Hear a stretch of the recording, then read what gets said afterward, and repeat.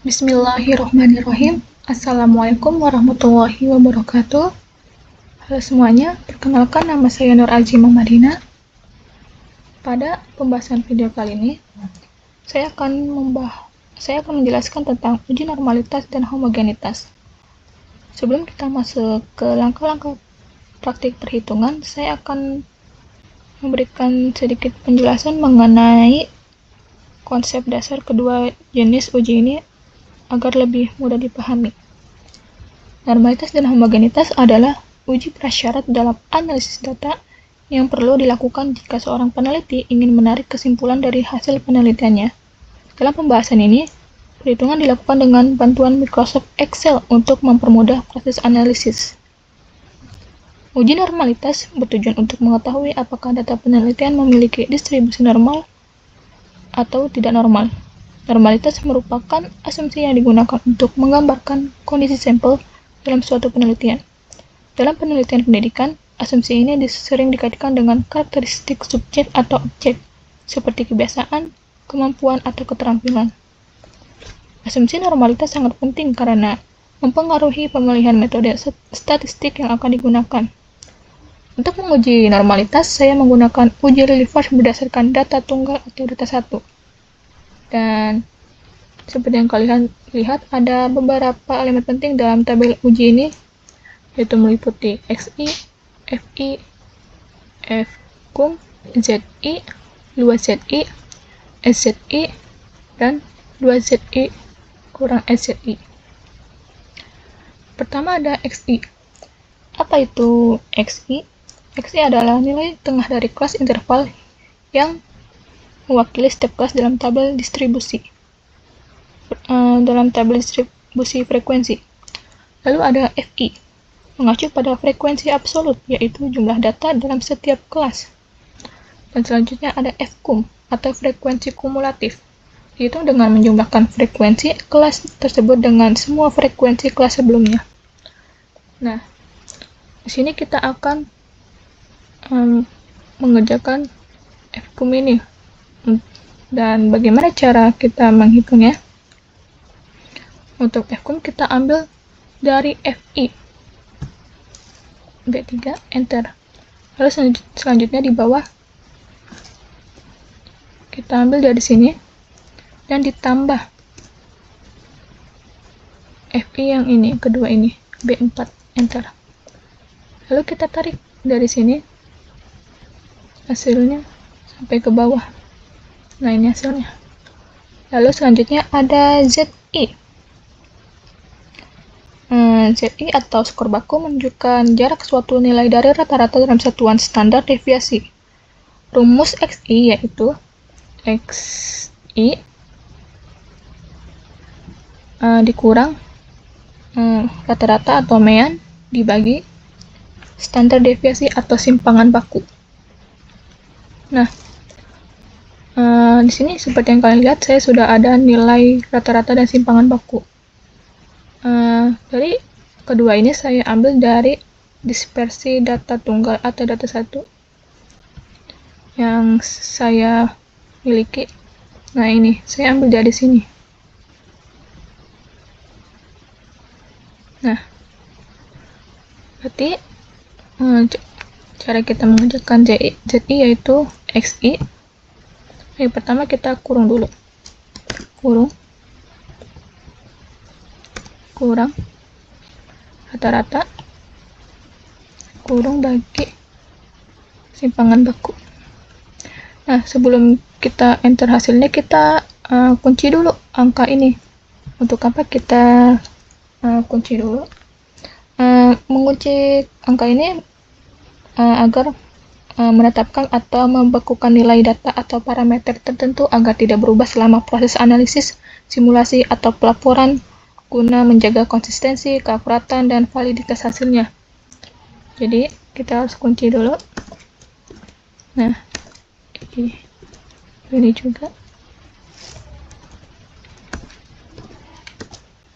Enter. Dan hasilnya seperti ini. Lalu selanjutnya ada luas ZI. Untuk mendapatkan nilai luas ZI itu dihitung menggunakan fungsi rumus Excel. rumusnya yaitu norms this. Kita ketik ini. Nah, kita ambil rumusnya dari ZI ini. Nah, kurung. Nah, hasilnya seperti itu. Lalu selanjutnya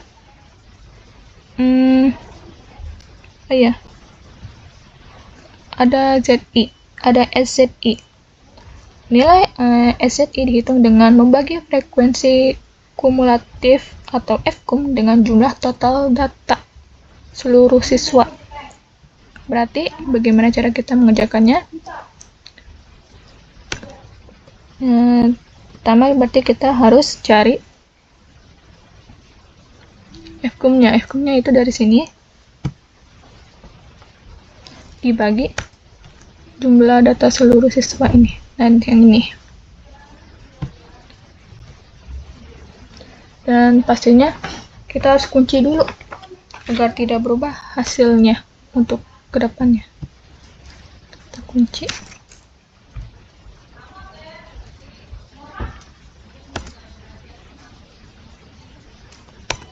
Nah, hasilnya seperti itu.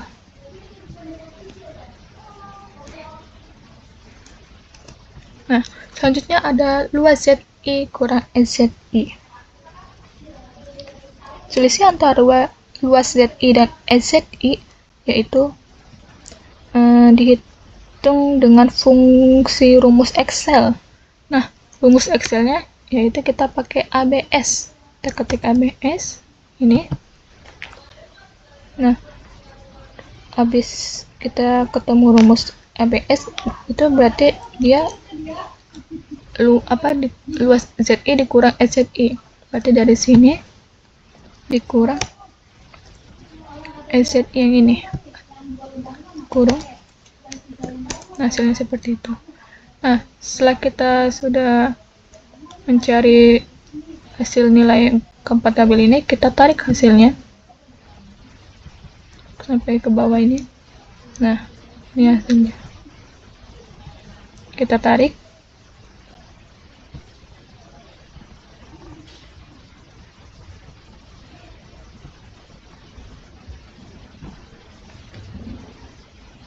Nah, selanjutnya ada L hitung atau Lilliefors hitung. Nilai L hitung ini dibandingkan dengan L tabel untuk menentukan apakah data berdistribusi normal atau tidak normal. Nah, untuk rumus L hitung itu dia menggunakan rumus Excel maksimum. Kita ketik max. Nah, di sini ada max. Dan kita ambil dari hasil nilai semua luas ZI kurang SZI. Nah, kita ambil sampai bawah sini. Kurang. Nah, ini hasilnya. Lalu selanjutnya ada Lilliefors tabel atau L tabel. Untuk rumus L tabel yaitu saya ketik 0,886 bagi rumus Excel yaitu SQRT. Ketik SQRT. Nah, ini ketemu ini rumusnya. Dan kita ketik 24 kurung.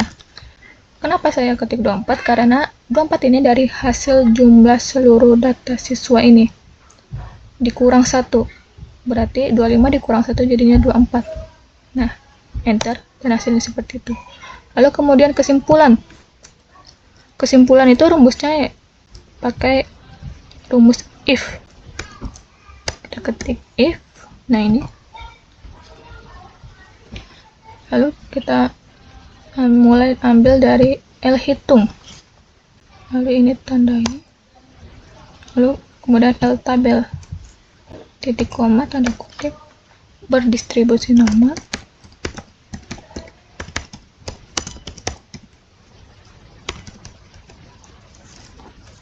Tanda kutip titik koma tanda kutip lagi berdistribusi tidak normal. Nah,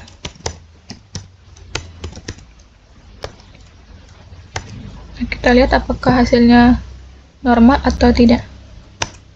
Dan ternyata hasilnya berdistribusi normal. Jadi jika L hitung lebih kecil dari L tabel, maka data dinyatakan berdistribusi normal. Dan sebaliknya, jika L hitung lebih besar dari L tabel, data dinyatakan tidak berdistribusi normal. Berdasarkan data yang saya gunakan, hasilnya menunjukkan bahwa data berdistribusi normal. Selanjutnya, saya akan menjelaskan C kuadrat. Nah, ini dia.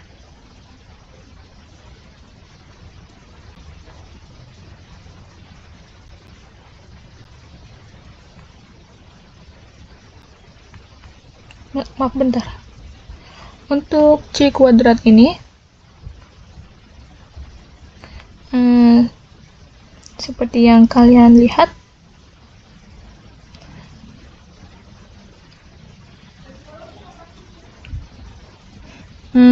sini terdapat tabel panjang interval.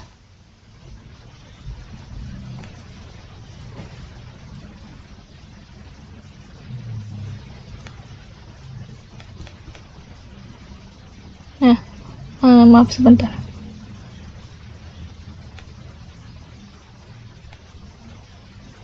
Untuk yang C kuadrat ini, saya akan menjelaskan mengenai uji kenormalan menggunakan C kuadrat pada kelompok data. Nah, dalam analisis ini saya sudah membuat tabel yang mencakup beberapa elemen penting. Pertama, kita memiliki interval panjang, UBK dan UAK.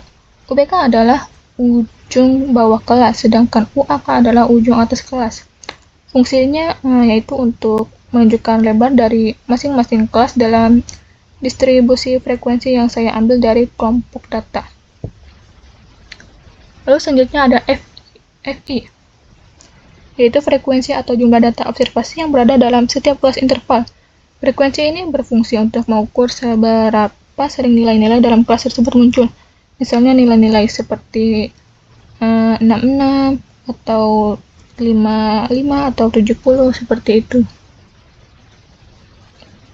yang muncul dalam data. Lalu kemudian kita membahas batas kelas bawah dan batas kelas atas. Bagaimana cara kita untuk menghitung batas kelas bawah? Itu kita ketik dan rumusnya itu kita ambil dari nilai ini, UBK. UBK itu bawah. Dan dia dikurang 0,5. Nah, lalu selanjutnya ada batas kelas atas. Dia untuk atas dia ambil dari UAK. UAK itu juga atas, tapi dia ditambah 0,5. Seperti itu. Nah, kita tarik hasilnya sampai ke bawah. Lalu selanjutnya ada Z bawah dan Z atas. Z adalah skor baku yang menunjukkan posisi suatu nilai terhadap rata-rata dalam satuan standar deviasi. Cara untuk menghitung Z yaitu menggunakan rumus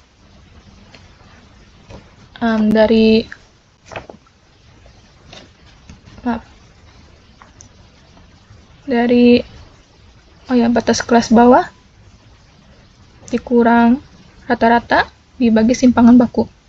Nah, seperti kalian lihat di sini saya sudah ada nilai rata-rata dan simpangan baku untuk C kuadrat ini dari data kelompok.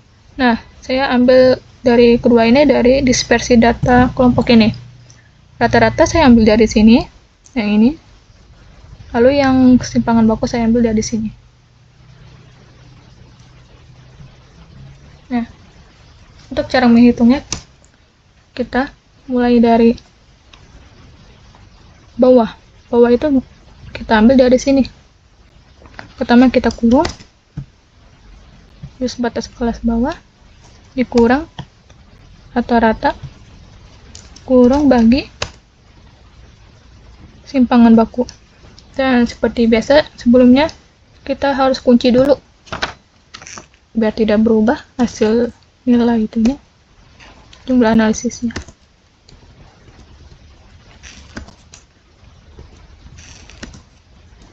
Nah, enter. Lalu selanjutnya ada Z atas, rumusnya sama seperti Z bawah. Diambil dari sini, batas kelas atas kurang rata-rata bagi simpangan baku. Dan dikunci dulu. Salah.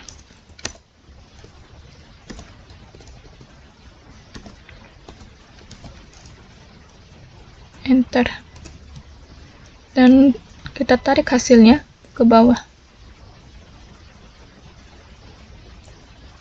Dan selanjutnya ada tabel Z bawah dan Z atas. Tabel Z bawah dan Z atas menunjukkan probabilitas kumulatif atau luas di bawah kurva normal hingga nilai tertentu. Tabel ini digunakan untuk mencari peluang atau proporsi pada distribusi normal. Nilainya dapat dihitung dengan rumus Excel. Rumusnya yaitu norms this. Kita ketik norms this yang ini. Nah, nilainya itu dia dari Z bawah dan Z atas dari sini.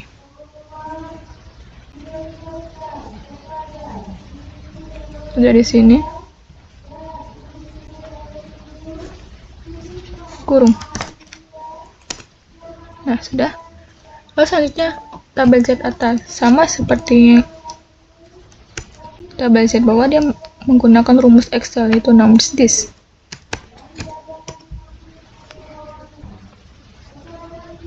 Ini dan menggunakan Z atas. Enter. Dan kita tarik hasilnya ke bawah. Dan selanjutnya yaitu ada PI atau proporsi.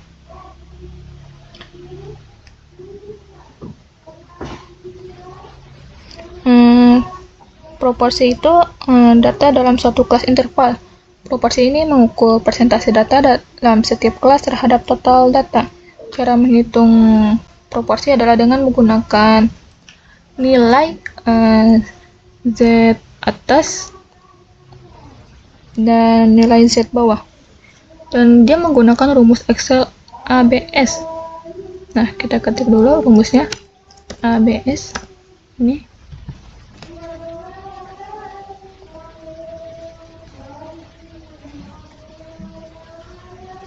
Nah, kita ambil dari sini tabel Z bawah di sini dikurang tabel Z atas, kurung.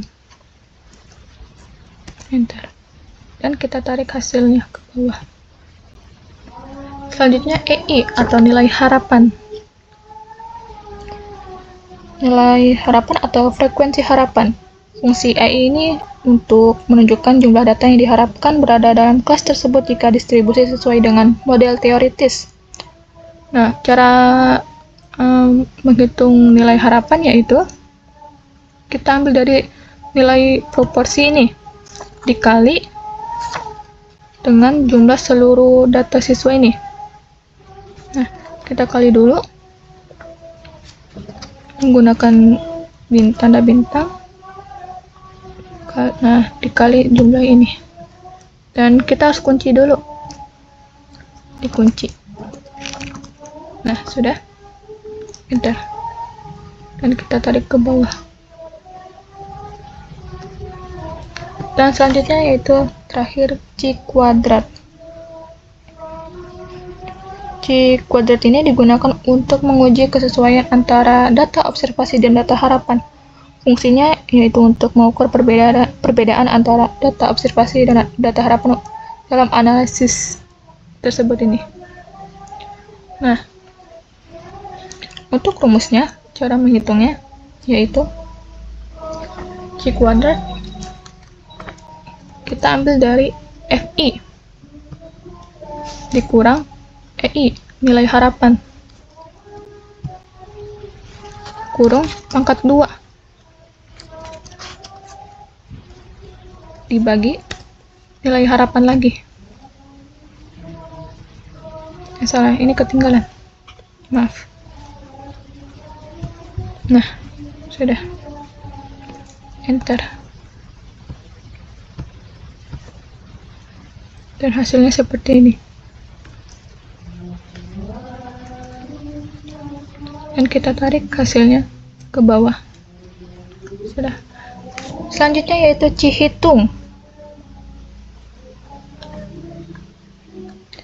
Untuk mendapatkan nilai Cihitung, kita harus cari dulu rumusnya.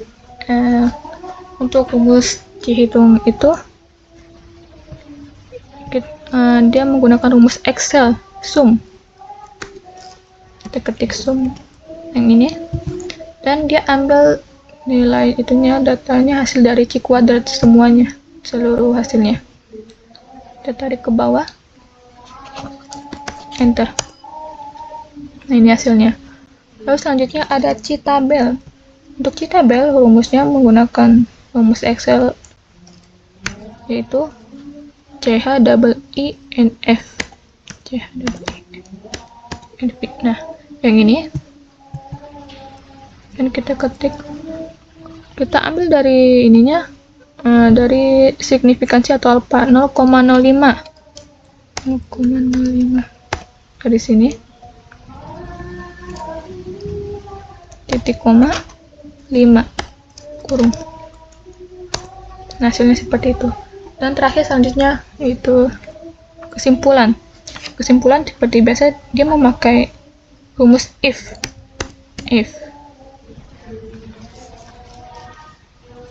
Dari Cihitung dulu, lebih kecil, dari Citabel, lalu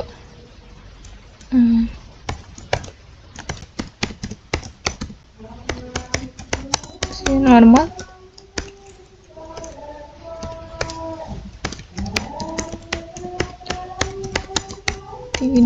tidak normal. Nah, sudah. Apakah hasilnya berdistribusi normal atau tidak normal? Dan ternyata kesimpulannya itu berdistribusi tidak normal. Jadi kesimpulannya, jika Cihitung lebih kecil dari Citabel, maka data berdistribusi normal. Namun jika Cihitung lebih besar daripada Citabel, maka data tidak berdistribusi normal. Berdasarkan data yang saya gunakan, hasilnya menunjukkan bahwa data berdistribusi tidak normal. Karena Cihitung lebih kecil dari Cihitung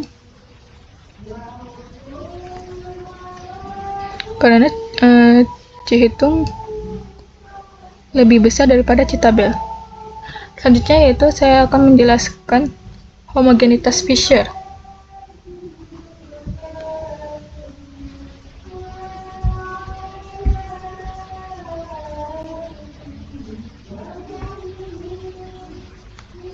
Untuk homogenitas Fisher,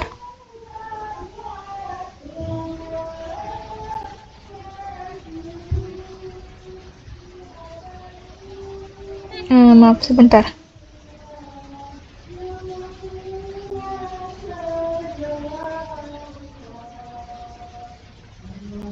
Untuk seperti yang kalian lihat, uji homogenitas Fisher itu data diuji menggunakan nilai varians masing-masing data, yaitu data 1, data tunggal, dan data 2 atau data kelompok. Nah, untuk itu kita harus mencari varians dulu, varians S⁻². Untuk mencari varians ini, kita ambil dari data dispersi data satu, data tunggal dari sini. Kita salin. Maaf, salah.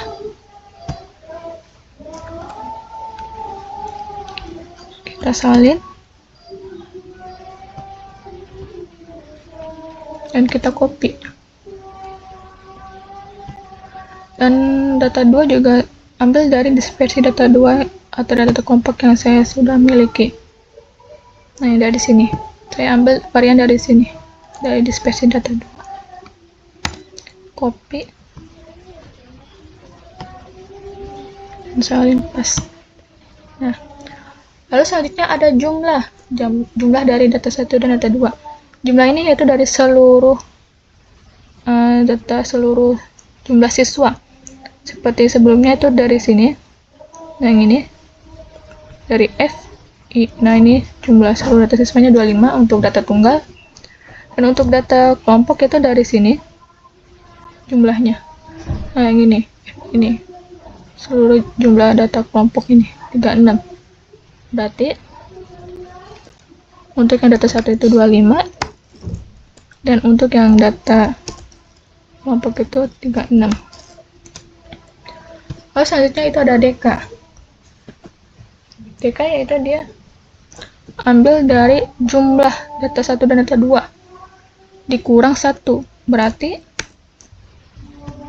25 dikurang 1 sama dengan 24 dan 36 dikurang 1. Selanjutnya sekarang F hitung. Untuk F hitung rumusnya yaitu dari varians data 1 dan data 2. Pertama dia harus dari mulai data 2 untuk menghitungnya F hitung, yaitu data 2 dikurang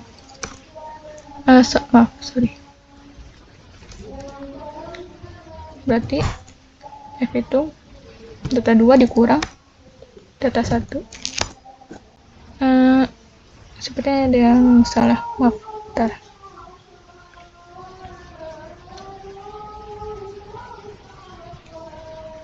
Oh ya, ini dibagi bukan di itu.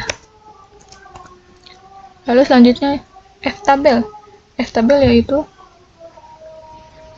menggunakan rumus Excel. Rumusnya FINV.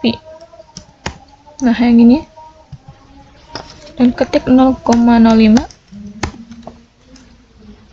titik koma, itu ambil dari sini, dari DK ini data 2. Pertama data 2 dulu, baru data 1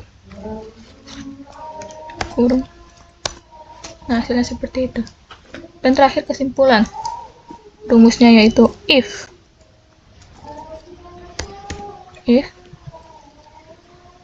F hitung kecil dan F tabel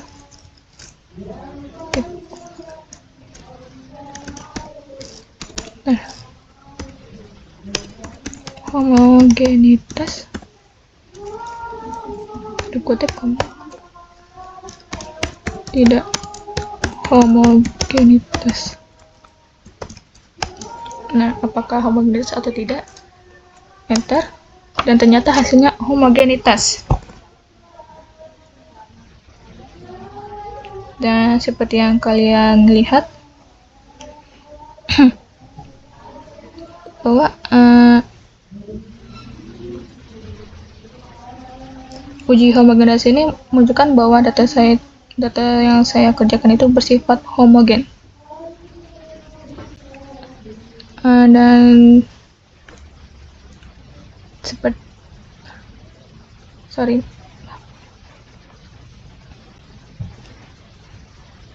dan dari hasil uji Lilliefors dan uji Cik kuadrat dan juga homogenitas dapat disimpulkan bahwa penelitian ini ada yang tidak memenuhi syarat dan ada yang memenuhi syarat distribusi normal dan tidak, sehingga dapat dilanjutkan dengan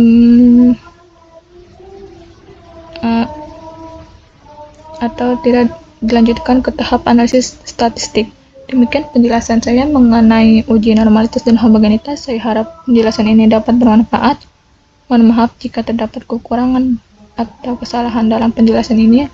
Wassalamualaikum warahmatullahi wabarakatuh.